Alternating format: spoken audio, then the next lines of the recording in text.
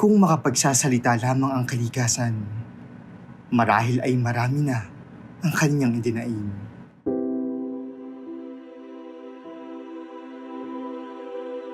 Kung may boses nga ba ang kalikasan, handa ka bang pakinggan ang kanyang mga sasabihin?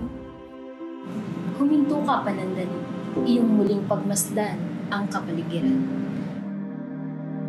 Malawak pa ba ang luntian ng mundo?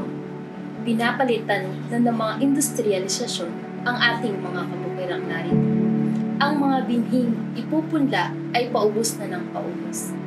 Ang mga kalupa ay unti-unti nang nilalamon ng mga kasada, mga pabrika at subdivision na pilit isinisiksik sa mga kalupaang pang-agrikultura.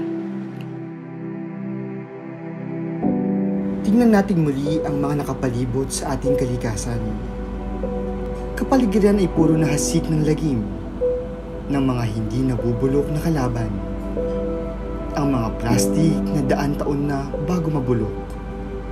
Maging ang mga dagat ay nahahamak na rin ng mga plastik tulad ng mga bote, mga styrofoam, at iba pang mga lulutang-lutang sa karagatan ng mundo. Mula sa bughaw na kulay, ito ngayoy itim na. Kung nakapagsasalita lamang ang kalikasan, malamang ay ikaw ay kanyang tatanungin. Nasaan ka sa panahon kailangan kita? Nasaan na ang mga nilalang na nagsabing, ako'y kakandili, mamahalin at pangangalagaan? Nasaan sila? Sila ba ang umubos ng mga puno sa kagubatan? Naglalagay ng dinamita sa karagatan? O yung mga nagtatapon ng basura kung saan-saan? Ang pangakong kalinga, pagkatapos kong ibigay, ang aking yaman ay tuluyan na nilang kinalimutan. Nasaan nga ba sila? Sa akin ay mangalaga. Ito pa ba ang mundong ating kinalakihan? Ito ba ang ipapamana natin sa mga susunod na henerasyon?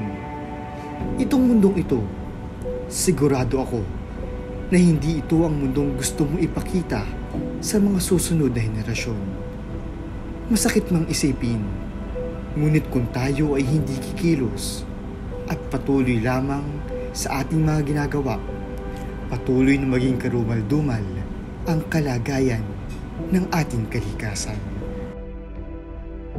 Nakadikit ang kaunlaran o kadalamhatian ng kalikasan sa katauhan. Higit sa lahat ay sa mga kabataan.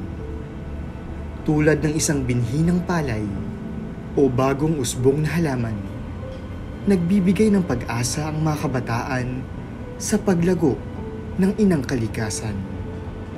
Sila ang nagsisilbing gabay tungo sa kahitikan at kariwasaan ng kaniyang kapaligiran.